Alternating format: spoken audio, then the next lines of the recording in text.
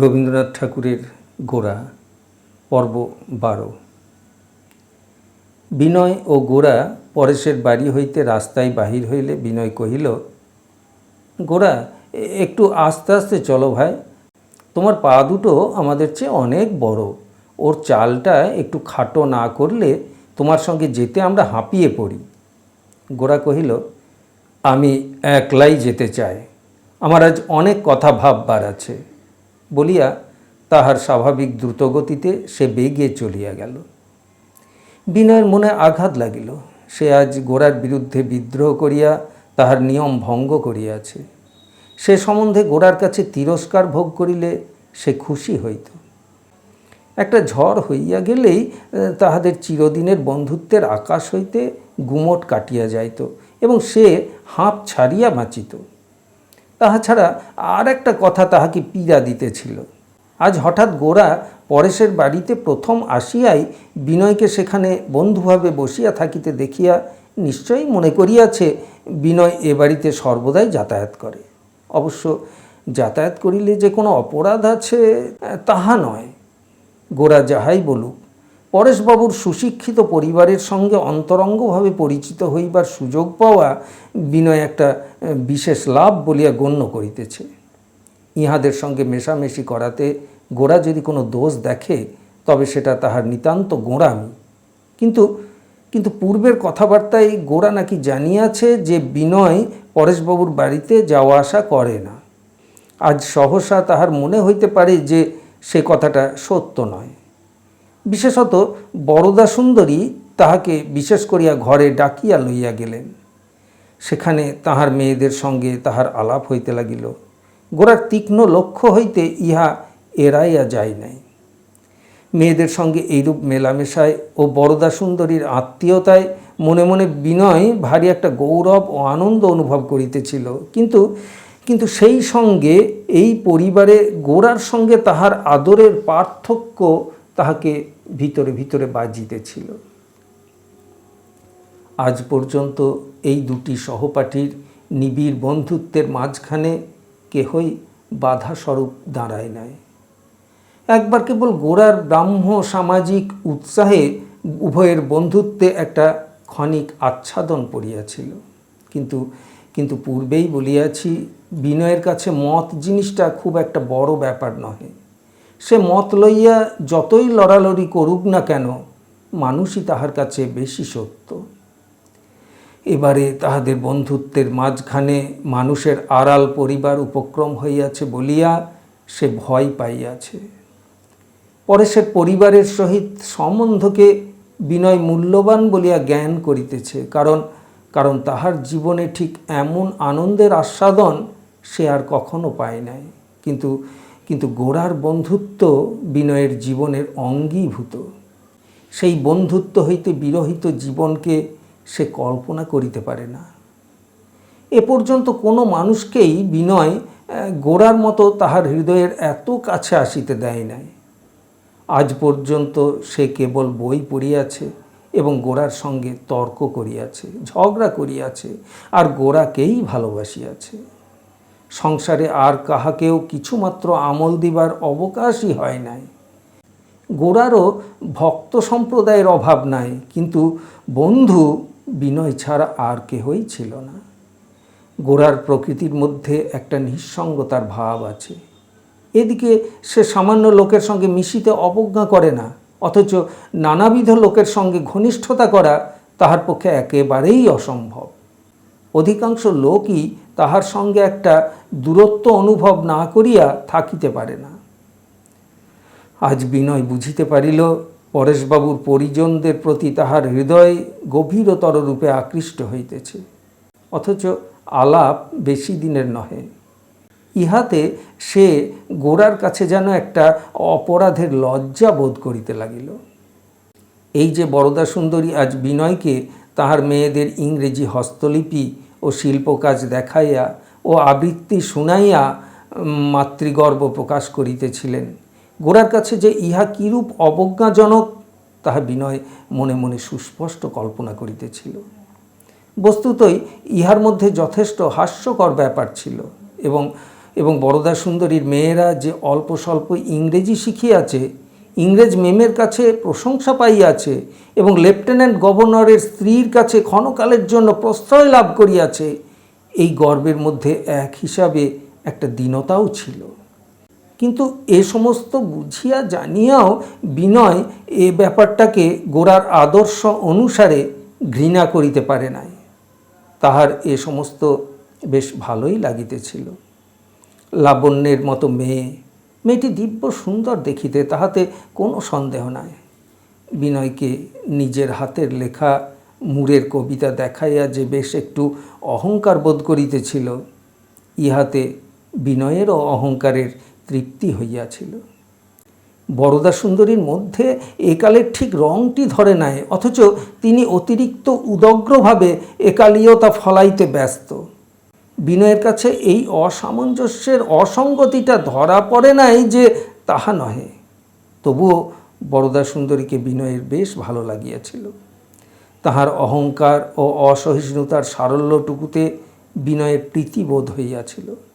মেয়েরা যে তাহাদের হাসির শব্দে ঘর মধুর করিয়া রাখিয়াছে, চা তৈরি করিয়া পরিবেশন করিতেছে, নিজেদের হাতের শিল্পে ঘরের দেয়াল সাজাইয়াছে এবং সেই সঙ্গে ইংরেজি কবিতা পড়িয়া উপভোগ করিতেছে, ইহা যতই সামান্য হোক, বিনয় ইহাতেই মুগ্ধ হইয়াছে। বিনয় এমন রস তাহার মানব সঙ্গ বিরল জীবনে আর কখনো পায় নাই। এই মেয়েদের বেশভূষা, হাসি কথা, কাজকর্ম লইয়া কত মধুর ছবি যে সে মনে মনে আঁকিতে লাগিল, তাহার আর সংখ্যা নাই। শুধু বই পড়িয়া এবং মত লইয়া তর্ক করিতে করিতে যে ছেলে কখন যৌবনে পদার্পণ করিয়াছে জানিতেও পারে নাই, তাহার কাছে পরেশের ওই সামান্য বাসাটির অভ্যন্তরে এক নূতন এবং আশ্চর্য জগৎ প্রকাশ পাইল। গোরা যে বিনয়ের সঙ্গ ছাড়িয়া রাগ করিয়া চলিয়া গেল, সে রাগকে বিনয় অন্যায় মনে করিতে পারিল না। এই দুই বন্ধুর বহুদিনের সম্বন্ধে এতকাল পরে আজ একটা সত্যকার ব্যাঘাত আসিয়া উপস্থিত হইয়াছে। বর্ষা রাত্রির স্তব্ধ অন্ধকারকে স্পন্দিত করিয়া মাঝে মাঝে মেঘ ডাকিয়া উঠিল। বিনয়ের মনে অত্যন্ত একটা ভার বোধ হইতে লাগিল। তাহার মনে হইল তাহার জীবন চিরদিন যে পথ বাহিয়া আসিতেছিল, আজ তাহা ছাড়িয়া দিয়া আর একটা নূতন পথ লইয়াছে। এই অন্ধকারের মধ্যে গোরা কোথায় গেল এবং সে কোথায় চলিল। বিচ্ছেদের মুখে প্রেমের বেগ বাড়িয়া উঠে। গোরার প্রতি প্রেম বিনয়ের হৃদয়ে যে কত বৃহৎ এবং কত প্রবল, আজ সেই প্রেমে আঘাত লাগিবার দিনে তাহা বিনয় অনুভব করিল। বাসায় আসিয়া রাত্রির অন্ধকার এবং ঘরের নির্জনতাকে বিনয়ের অত্যন্ত নিবিড় এবং শূন্য বোধ হইতে লাগিল। গোরার বাড়ি যাইবার জন্য একবার সে বাহিরে আসিল, কিন্তু আজ রাত্রে গোরার সঙ্গে যে তাহার হৃদয়ের মিলন হইতে পারিবে এমন সে আশা করিতে পারিল না। তাই সে আবার ফিরিয়া গিয়া শ্রান্ত হইয়া বিছানার মধ্যে শুইয়া পড়িল। পরের দিন সকালে উঠিয়া তাহার মন হালকা হইয়া গেল। রাত্রে কল্পনায় সে আপনার বেদনাকে অনাবশ্যক অত্যন্ত বাড়াইয়া তুলিয়াছিল। সকালে গোরার সহিত বন্ধুত্ব এবং পরেশের পরিবারের সহিত আলাপ তাহার কাছে একান্ত পরস্পর বিরোধী বলিয়া বোধ হইল না। ব্যাপারখানা এমন কি গুরুতর, এই বলিয়া কাল রাত্রিকার মনোপীড়ায় আজ বিনয়ের হাসি পাইল। বিনয় কাঁধে একখানা চাদর লইয়া দ্রুত পদে গোরার বাড়ি আসিয়া উপস্থিত হইল। গোরা তখন তাহার নিচের ঘরে বসিয়া খবরের কাগজ পড়িতেছিল। বিনয় যখন রাস্তায়, তখনই গোরা তাহাকে দেখিতে পাইয়াছিল, কিন্তু আজ বিনয়ের আগমনে খবরের কাগজ হইতে তাহার দৃষ্টি উঠিল না। বিনয় আসিয়াই কোনো কথা না বলিয়া ফস করিয়া গোরার হাত হইতে কাগজখানা কাড়িয়া লইল। গোরা কহিল, বোধ করি তুমি ভুল করছ। আমি গৌরমোহন, একজন কুসংস্কারাচ্ছন্ন হিন্দু। বিনয় কহিল, ভুল তুমি হয়তো করছো। আমি হচ্ছি শ্রীযুক্ত বিনয়, উক্ত গৌরমোহনের কুসংস্কারাচ্ছন্ন বন্ধু। গোরা, কিন্তু গৌরমোহন এতই বেহায়া যে সে তার কুসংস্কারের জন্য কারো কাছে কোনোদিন লজ্জা বোধ করে না। বিনয়, বিনয়ও ঠিক তদ্রূপ, তবে কিনা সে নিজের সংস্কার নিয়ে তেইরে অন্যকে আক্রমণ করতে যায় না। দেখিতে দেখিতে দুই বন্ধুতে তুমুল তর্ক বাঁধিয়া উঠিল। পাড়াশুদ্ধ লোক বুঝিতে পারিল আজ গোরার সঙ্গে বিনয়ের সাক্ষাৎ ঘটিয়াছে। গোরা কহিল, তুমি যে পরেশবাবুর বাড়িতে যাতায়াত করছো সে কথা সেদিন আমার কাছে অস্বীকার করার কি দরকার ছিল? বিনয়, কোনো দরকারবশত অস্বীকার করিনি, যাতায়াত করিনে বলেই অস্বীকার করেছিলাম। এতদিন পরে কাল প্রথম তাদের বাড়িতে প্রবেশ করেছি।